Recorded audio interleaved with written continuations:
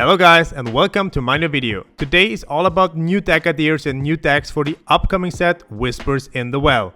If you're new to the channel, don't forget to subscribe for more Lorcana content. And now, without further ado, let's dive into the decks, have fun, let's go.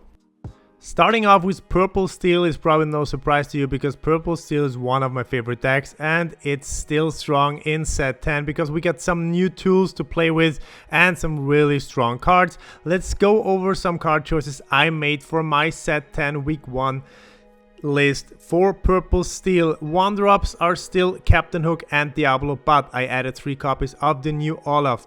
He's a 1-cost inkable character, 2 strength, 1 willpower, quest for 1, and when he leaves play you can bounce a character back to your hand. So you, for example, can bounce a dog back to draw more cards, or you can bounce any other character back to your hand like a Cobra to have the ability again to gain 2 lore, or just to protect one of your characters which would have been taken out the turn after. For example, you can bounce a Pete back to your hand, play it immediately to block actions again from your opponent. I think Olaf is a really underrated and good card in Purple Steel and any other purple deck because you can choose what card to bounce back to your hand. On a 2-drop slot, I added 4 copies of the new Black Heron. She's an inkable character, 3 strength, 3 willpower, quest for 1, and she's just a vanilla 3/3 body, but 3/3 body on a 2-drop is a really strong stats. The other 2-drop characters are Calhoun and Doc. Of course, you need some card draw and you need some challenging power to stall enemy characters from questing with Calhoun. On the 3-drop slot, we have some new cards. 2 copies of the new Whisper Cheshire Cat. Inkable character, 3 strength, 4 willpower, quest for 1, and once per turn you can boost up this character. And whenever you do, you can move 2 damage from one character to one opposing character, which is pretty strong. It's actually a bell, but you can use the ability multiple times, once per turn, but you can use it the turn after as well. So I really like in testing Cheshire Cat because you can take out smaller aggro characters or just add some more damage to a pre-damaged character and take it out. And you can use the effect the turn after, which I find is really strong. And I also added the new Lexington. He's a 3-drop inkable character, 4 strength, 4 willpower, and quest for 1. He's a gargoyle, so he has the gargoyle downside with Stone by Day. If you have 3 cards or more in hand, he doesn't ready, and he has a new keyword alert, so he can challenge evasive characters as he had evasive, but he doesn't, so there is no Dumbo synergies, no Dumbo effect usable with Lexington. But still, on a 3-drop character, 4 strength and 4 health is pretty strong, and he usually is 2 for 1. So you can trade into one character, and when he's taken out, he usually takes the other character back with him into the discard. I find Lexington is a really strong character in a challenge deck like Purple Steel. We need some characters with high strength and high willpower to attack opposing boards and survive. And I added back Pete 4 times into my deck because there are so many actions flying around right now in the meta, and I expect more actions flying around and be played in set 10. So Pete made it back into Purple Steel. On the 4-drop character, of course, we have Dumbo and Genie back into the game for some card draw and some resources. Even though we don't run that many evasives right now in my set 10 build, Dumbo still makes its way in the deck because it's such a good card later in the game to gain more resources than your opponent, draw more cards, and gain the lore as well. So Dumbo makes it back into the deck. On a 5-drop slot, of course, we have 4 copies of Elsa 5th Spirit. Exert character, she has rush and evasive. And new into the game, 4 copies of the legendary 6-cost Demona. She's inkable, 5 strength, 6 willpower, quests for 2. When you play her, you can exert all opposing characters. And each player, so your opponent as well and yourself, if you have 3 cards or less, if you're less than 3 cards, you draw up, so you have 3 cards in hand. So basically, if your opponent has less than 3 cards in hand, he can draw up, but the positive effect, exerting all characters. So you build up a board and then you play Demona, so you can challenge into all of your opposing characters. And yeah, I really like the Mona in testing. She's such a strong card in purple steel, so you build up your board with some Calhouns, Cobra, Lexington for example, and then you can just challenge freely into all of the opposing characters. And for some removal, we have of course 4 copies of Strength of a Raging Fire and 4 copies of the new Zeus spell. I call it Timo Zeus because it's like a weaker version of the original Along Came Zeus. It deals 4 damage to a character, and your deity characters like Hades, if you would play one, gains 2+2 challenger this turn, which is like ignorable because we don't have any deity characters in this build. But other than that, I really like the new spell because we have another way of removal for purple steel. If you like this deck list, I will link it in the video description below. Remember, this is week 1. I've tested all the deck lists you will see in this video, at least a couple games, but still it's early on for the new set Whispers in the Well. And don't get me wrong, this list will probably get changed up really much before the meta settles, before the meta is solved. But you gotta start somewhere, and this is my starting point for purple steel. I'm really excited to take this deck to a test into my local league, and we go to the next deck I've prepared for you today. Yellow blue Aggro, and as soon as I saw the new legendary Rapunzel, I thought, okay, I give this color combo a try again, because in set 8 it was okay-ish, it worked sometimes, but now I think this deck has an edge over some control decks because it's fast and you can protect your characters with some cards with the new additions of set 10. So we starting off with 4 copies of Aurora. When she quests, you can play a princess for 1 ink less, and we have quite a few princesses in the deck like Rapunzel, Eleonine, and Anna is a queen as well, so you can play Anna for 1 ink less also. Then we have Daisy, of course, a solid 1-drop character in this build. Eleonine, she has support, we need her support ability later, I explained it in a second. And of course we have Patch as our uninkable 1-drop puppy character. He is ward as well, so he isn't targetable by opposing actions and songs. We have Anna as a bodyguard, we have Jim Deere, of course we have 4 copies of Lilo in the build, and for some discard or ripping like solid actions or songs from your opponent's hand, we have Ludwig von Drake in your hand, and also a built-in ramp option, so you can play the higher cost characters of this deck a little bit earlier. And then we have the new legendary Rapunzel. She's a 2-cost inkable character, 1 strength, 2 willpower, quests for 1, and she has support, and her second ability says whenever one of your other characters is chosen by support, he can be dealt damage the next time he would receive some damage. So if your opponent decides to like cast Strength of a Raging Fire onto one of your characters, or the character been chosen by support, he doesn't get any damage, but only the first time. So if he like challenges twice into this character, the first challenge wouldn't deal damage, the second challenge would deal damage. So if you like cast this ability onto one of your bodyguards, opponents will have a hard time to take them out. So like go Patch as a 1-drop, Rapunzel as a 2-drop, and then you shift Thunderbolt in turn 3. You can like protect your Thunderbolt with Rapunzel's ability. He's a bodyguard, and the opponents have to go through Thunderbolt somehow, but in turn 3 it's rather hard for opposing decks to deal so much damage in 1 turn. So doing like this on your bodyguards is huge. What other cards do we have into this deck? We have Sebastian. He's a new card, 2-cost uninkable, and he quests for 3. His body is rather fragile. He has only 1 health, but still, I think in some situations he can quest for 3, or if you protect him behind the bodyguard, he can even get you 6 or more lore. We also have on the 3-cost slot 4 copies of Fergus MacDuck. He's an inkable character, 3 strength, 2 willpower, quests for 2, and when you play him, you can choose one of your characters. You can also choose himself to give him ward until the start of your next turn. We of course run 4 copies of 3-drop Lady to cheat out a 1 or 2-drop character for free.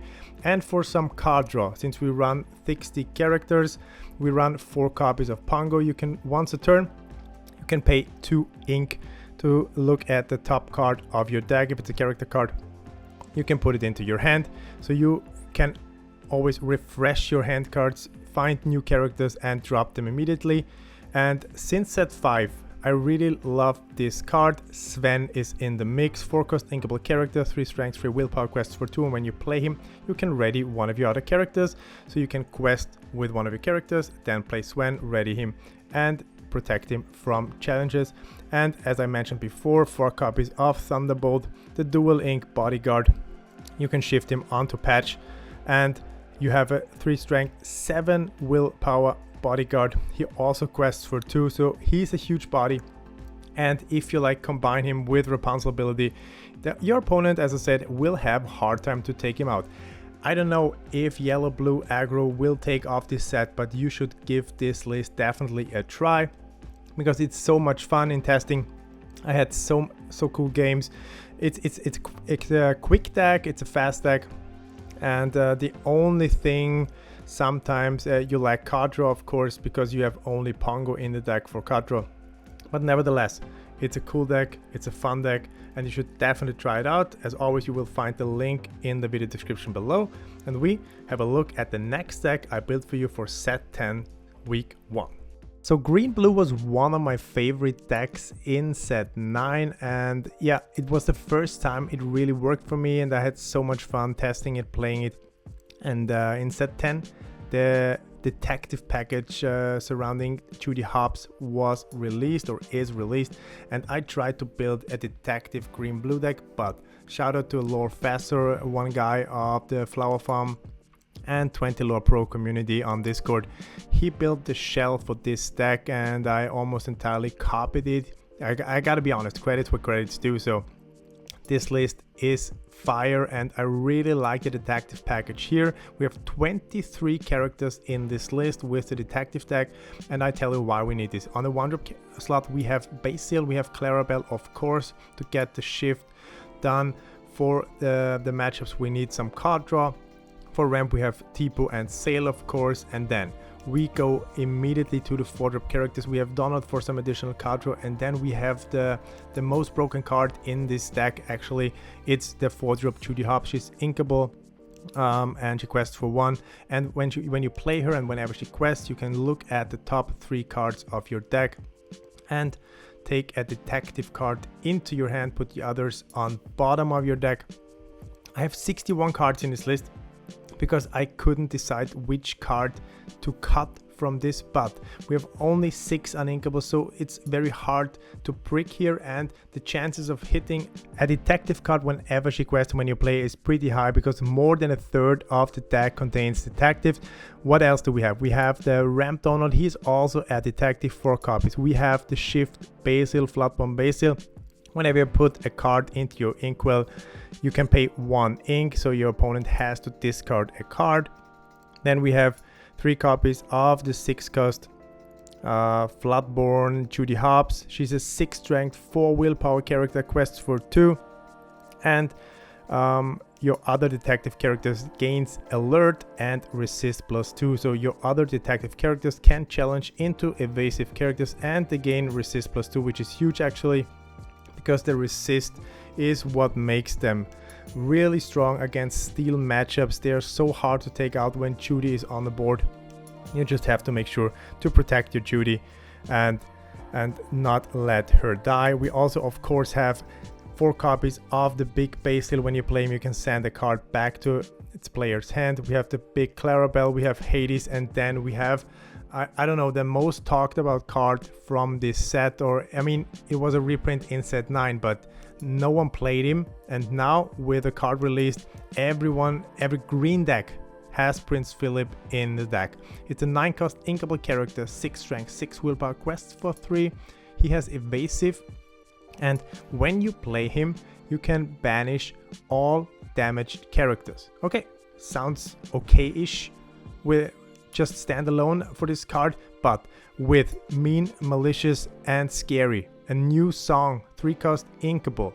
You can put 1 damage counter on all opposing characters. So you gain past ward, you gain past resist, and then you can drop your Prince Philip and banish the entire opposing board, which is huge. And I think whoever plays it first probably wins the game. And you have so many ramp options with Sale, with Tipo, with Donald, so you can get easily to 9 ink to play Prince Philip. Some would say like, okay, you need the shift line. You can add the 3-cost Prince Philip as well. You can like cut the numbers down from the other characters, or you can cut Basil, for example, the 1-drop Basil. I think this is the most expendable card. You could cut him to add 4 copies of the 3-drop Prince Philip to get the shift through with only 6 cost, and you can sing Malicious, Mean and Scary earlier and banish the opposing board. And we also of course have 4 copies of Your Welcome in the deck, some spot removal. And since it was so reliable in the last set for some aggro matchups, I put 2 copies of Under the Sea in the deck. You can set all characters with 2 strength or less under the deck, which is still huge. Sing together, so you need only 2 4-cost characters on board to sing it. And with a Shift Basil, maybe you can sing it even earlier. With Shift Basil and Tipo, you can sing it in turn 3, which is huge against some aggro decks. Overall, I really like the detective package in the green-blue shell, in a green-blue deck. You should definitely try it out. I mean, it's not for everyone. Green-blue isn't an easy deck to pick up, an easy deck to play. If you want to copy this list, you will find a link in the video description below. And we go to the next deck for set 10, week 1. Yellow-purple Whispers deck, and except for Daisy, this deck contains only new cards, and among all the decks I've tested the last couple days and the last week, this was one of the most fun. Let's go through some card choices I made for this Whispers deck, because there's some really cool synergies to test out and they're so much fun to play. So as I said, we have the 1-drop Daisy for some quick lore gain. And we have the new 1-cost Olaf. When he leaves play, you can return a character of yours to your hand, which is huge because you have so many Whispers cards. You can put a card on them, you lose the ability, and then you can challenge with Olaf into a character, and then you can like get some card draw. There are so many synergies, and I really like Olaf in this deck because there's so much payoff of all the Whispers with cards under them to get them back to your hand. You have refreshing your hands, and this is really strong. On a 2-drop slot, we have Gaston, a Whisper, 3 strength through willpower quests for 1. He has boost 2, so with 2 ink you can put a card on him once per turn, and whenever he quests, if there's a card under him, chosen opposing character can challenge the next turn. So he's like a John Silver maybe with a boost ability. His 3/3 body is really strong, so you can prevent like a challenging from a Calhoun or an even stronger character and protect your character from being taken out during a challenge. And we also have the new purple Merlin. He is a 2-cost uninkable character, Zero strength, 3 willpower, quest for 2. He has also boost 2, and when this character is banished in a challenge, if he had a card under him, you can draw 2 cards, which is huge. He's like a weaker rabbit, and I don't know if your opponent want to waste like removal for your 2-drop characters, but other than that, he doesn't want to give you like 2 cards in hand. So Merlin can be a really good card, and in some games I drew like 2 or 4 cards every game of my Merlins, which is really strong. For some discard potential, I added 4 copies of Mowgli. He's a 2-cost inkable character, 1 strength, 2 willpower quests for 1, and when you play him, chosen opposing opponent reveals the hand and discards a non-character of their choice. So you can get some hand card information, and your opponent has to discard 1 non-character card, which can be strong. So you rip like a removal song or a ramp song or whatever, which can be really good. And on the 3-drop slot we have Duckworth. He's a 3-cost uninkable character, 3 strength, 1 willpower, quests for 2. He has rush, and during your turn, when this character is banished, you may put the top card of your deck under one of your whisper cards. So you could go turn 1, you can go Olaf. In turn 2 you can play one of your whispers, and in turn 3 you can go Duckworth, challenge into some character. He gets banished, probably because he's only 1 strength, and then you can put a card under your 2-drop whisper cards, and this combo is really cool. We also have Scrooge McDuck on a 3-drop slot, 4 strength, 3 willpower, quest for 1. When you play this character, chosen character with a card on them gets +1 lore this turn. So you can quest for 3 lore with Merlin, for example, if he already has a card under him, which is really good. On the 4-drop slot, I added 4 copies of the new Whisper Ariel. She's inkable, 3 strength, 4 willpower, quests for 2. She has boost 1, and once your turn, whenever you play a song, if there's a card under her, you may draw a card, which is huge. So you have the card draw engine going with Ariel, and in a deck which lacks a little bit of card draw, but we have some actions going and they all drawing us cards.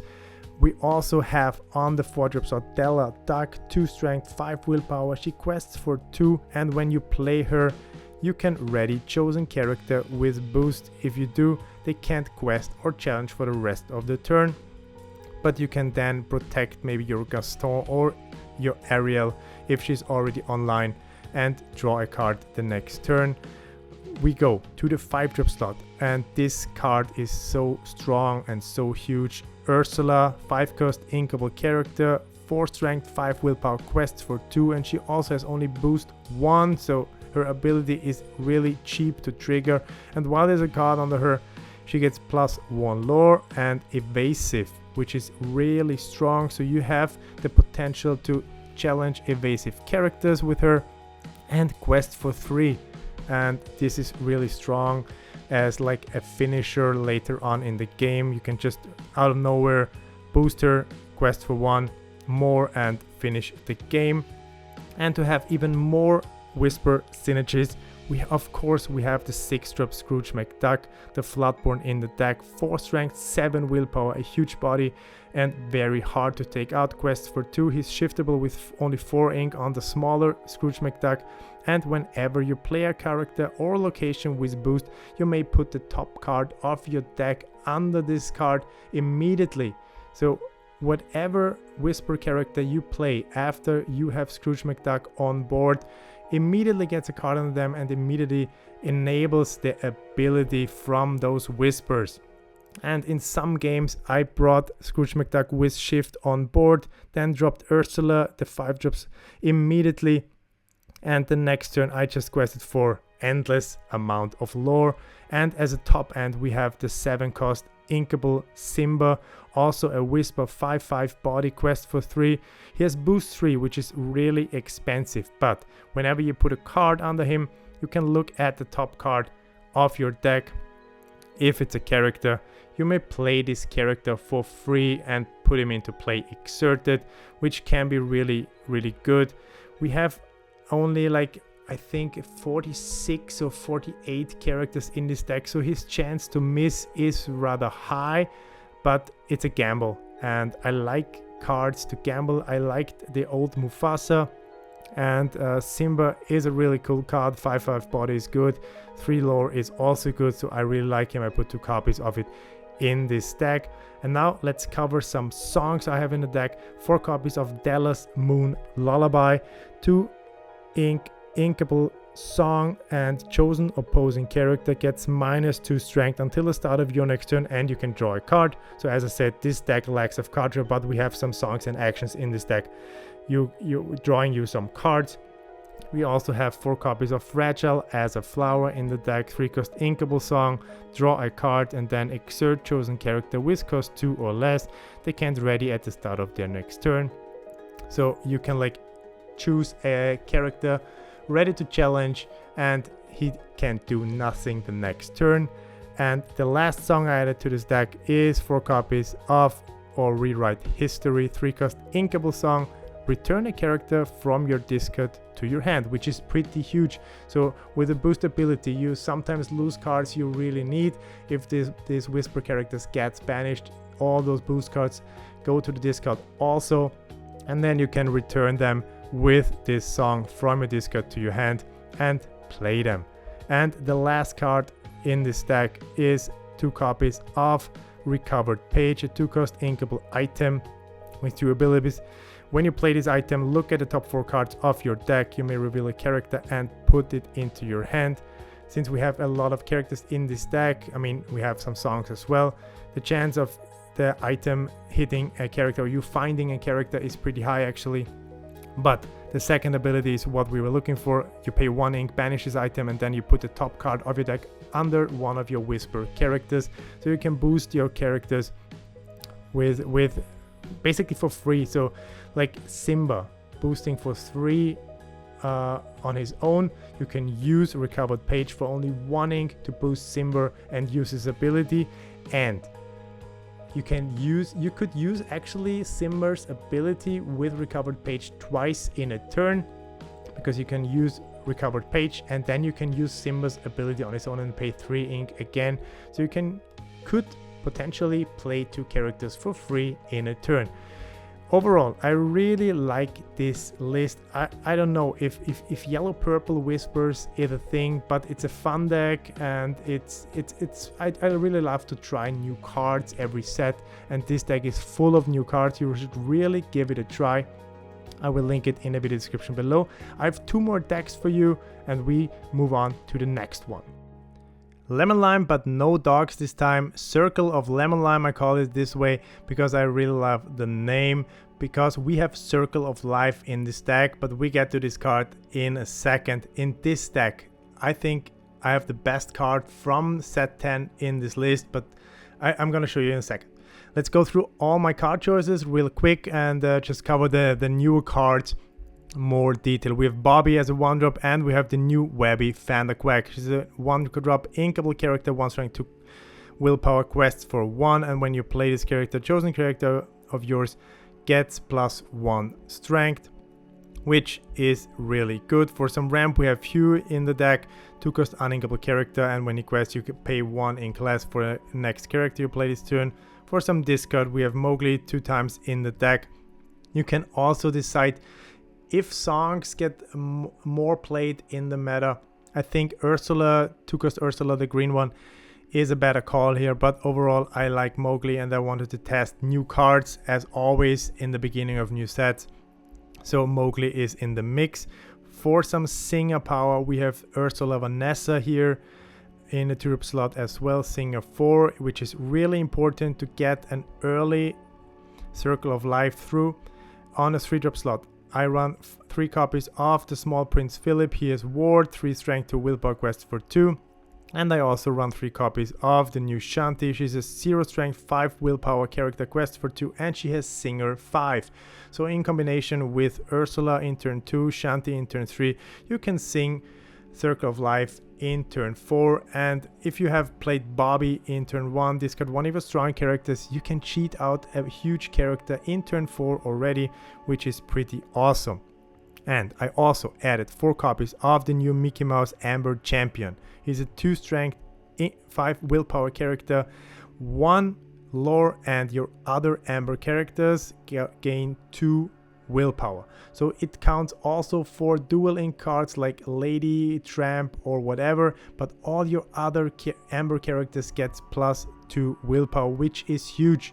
If you're facing steel decks, they will have a hard time to take out your characters because they have so much willpower. And his second ability, while you have 2 or more Amber characters in play, this character gains Singer 8, so he can sing Circle of Life on his own. So you could go a different route and drop with 4 ink, you drop Mickey Mouse, and then you can sing alone Circle of Life the turn after and cheat out a huge character from your discard for free, which is pretty awesome. And now we're coming to the best card from this set, and I think it's Webby Fandaquack. It's a legendary card, 4-cost inkable character, 2 strength, 4 willpower, quest for 2. She has shift 2, so you can in turn 2 you can shift onto the 1-drop Webby. She has Ward, so she isn't targetable by opposing actions and songs. And whenever this character quests, if an opponent has more cards in their inkwell, you may put the top card of your deck into your inkwell, exert it. So on the draw, this is the first card we see which like favors on playing on the draw. So on the draw against blue decks, for example, you can ramp, but also on the play against blue decks, this card can be really huge because usually blue decks, they like overtake you in ink, and then you can profit from Webby Fennequack. And Ward makes it so strong as well because since she is a 4-cost character, you can use her for Sing Together, Circle of Life as well, in combination with some other characters. And I like her Ward, she isn't targetable by actions and songs, and Ward is such a huge and strong keyword. Even though we have some cards like they gain past this keyword, but still 4 health is also very important. So she isn't that easy to take out, and I really like Webby Fennequack. And mark my words, I think Webby is the best card in this set, and you should definitely get hands on a playset to play in every green deck you build, because she will be in every green deck, and that's why I have her 4 times in my green-yellow Circle of Life build. So let's move on. We have 3 copies of the 5-cost uninkable Dual Link Lady, 4 cost, 4 strength, 4 willpower quest for 2, and when you play here you can put 2 characters with cost 2 or less from your discard back to your hand. And then we have the big boys. We have 3 copies of the big Clarabelle. We have 4 copies of Stitch Surfer, 4 strength, 8 willpower. OG set 1 card, quests for 2, and when you have 2 or more characters in play, you can draw 2 cards. So he's kind of a draw engine as well, and it's awesome to cheat him out with Circle of Life in turn 4 with the singers on board. So you draw 2 cards, you have a big body on board, and quest for a huge amount of lore every turn. And of course I added 4 copies of the Dual Link Tramp, the 7 cost, 2 strength, 6 willpower. You can draw cards equal to the number of characters. We all know him from the Dark Set deck, and then you can filter through hand cards, put all those big boys into your discard and play them for free with Circle of Life. And of course we need in the green decks, we need the big Prince Philip. I already mentioned him in the green blue deck, and I really like the card because we also have Malicious, Mean and Scary in this build. 4 copies of the new 3-cost song, putting a 1 damage counter on each opposing character. For some removal, we have 2 copies of World's Greatest Criminal Mind, 3-cost inkable song, banish chosen character with 5 strength or more. So you can use Webby Fennequack to boost 1 opposing character up to 5 strength, and then remove him with World's Greatest Criminal Mind. And of course we have 4 copies of the card of the deck, the name card of the deck, Circle of Life, 8-cost inkable song, Sing Together, play a character from your discard for free. So in testing, this deck really shines against blue decks because you can profit from Webby Fennequack, you can cheat out all your big boys from your discard for free with Circle of Life. And I really like it also as well against steel decks, because with Mickey Mouse Online you can boost up all your Amber characters, and steel decks will have a hard time taking them all out. And we also have a lot of cards questing for 2, so gaining lore isn't that hard also with this deck. If you like this build, and guys, I really do like this build because I really love this deck, and that this will be one of the decks I will build in real life and test out in my local game store. As always, you will find a link in the video description below. And I have one more deck to showcase you in this video for my week 1 set 10 deck list, and we have a look at it right now. But before we dive into the last deck for today, I want to put your attention to the new layout of my deck profiles. If you made it so far in this video, I'm really cool to have you here, and let's have a look at the new layout. I recently stumbled over the Lorcana app site and reached out to the owner or the maker of the site, Drawn to Life, via Discord. And he told me, yeah, give it a try, give me some feedback, and I tested it. I built all my decks for set 10 with the new app, so you have a deck build in it. And I really love the layout of these images because you have the name on top, you have the ink curve, you have the total cards, you have the uninkable counts, and you have a split like how many characters, action songs, and locations you run in the deck. You can adjust the look and the size of the cards as you wish, but overall, I really love the layout, I really love the design, and I can really recommend you using this site for deck building. And other than a really comfortable deck builder with all cards available, all possibility, you have a mulligan simulator, and you have even more tools to play around with. I didn't have the time to test it all out, but I can really recommend it. If you want to reach out to the owner of the site, his name is Drawn to Life on Discord. You will find him on several Lorcana Discords. Just drop him a message.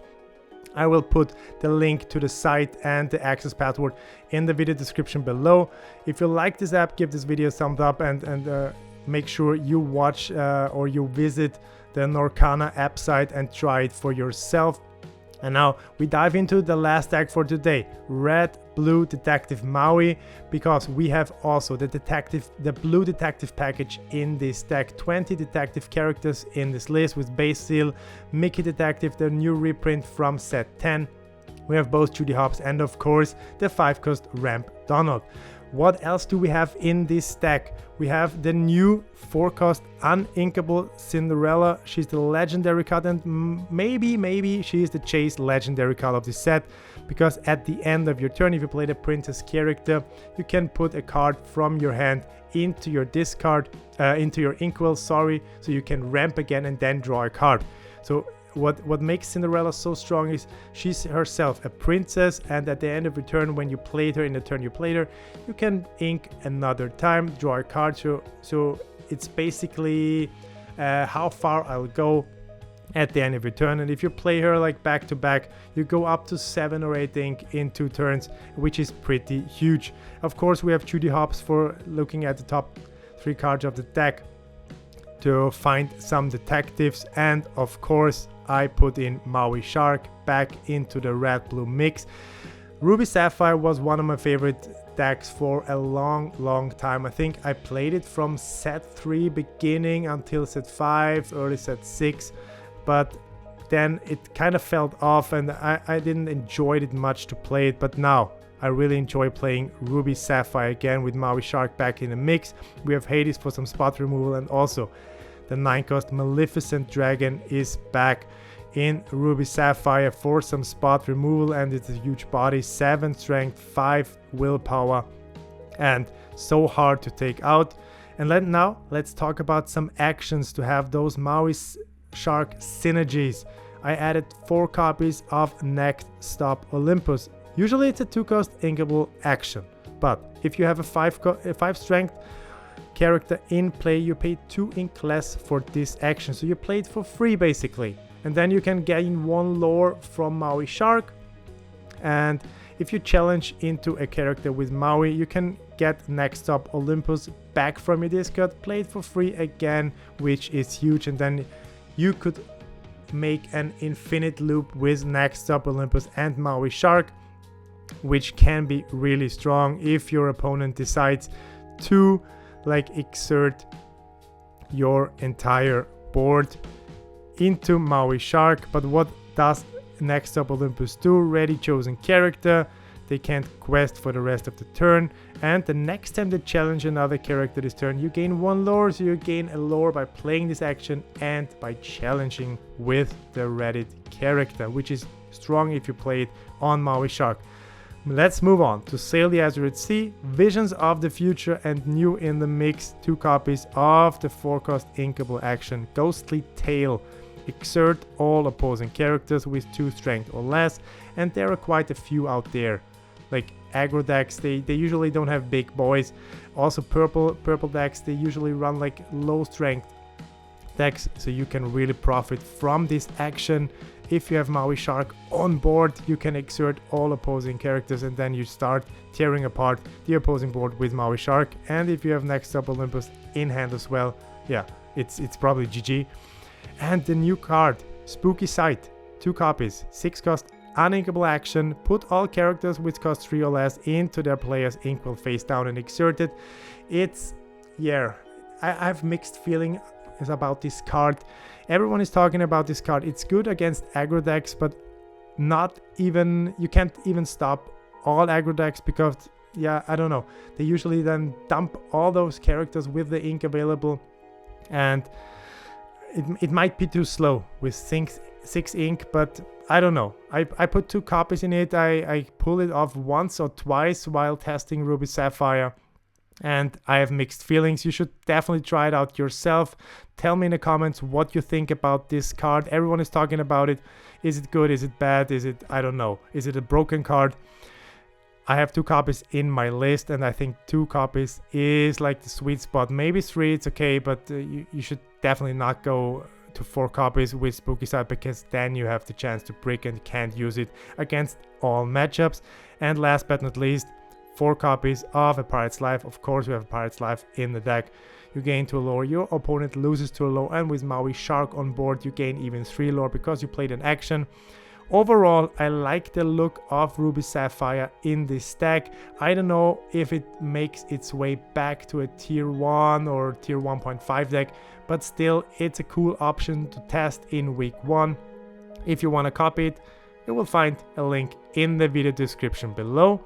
And yeah, that's it for today. I hope you like my week 1 builds for set 10 Whispers in the Well.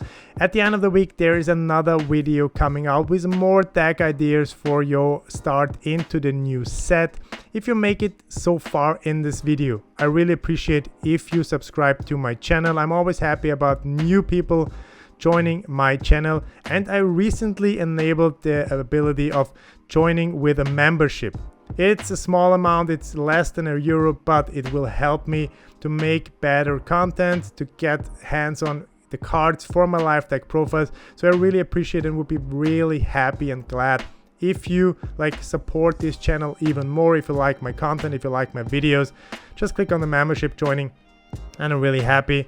You will get access to stickers, you get an icon and something more, and I will think about some more stuff making especially for members, but my content will never be pay to view, but still I will be very happy if you support my channel, if you like my videos, if you like my content. I really love making videos, and yeah, if you love them, thanks for being here, thanks for watching, see you next time. Vlocky.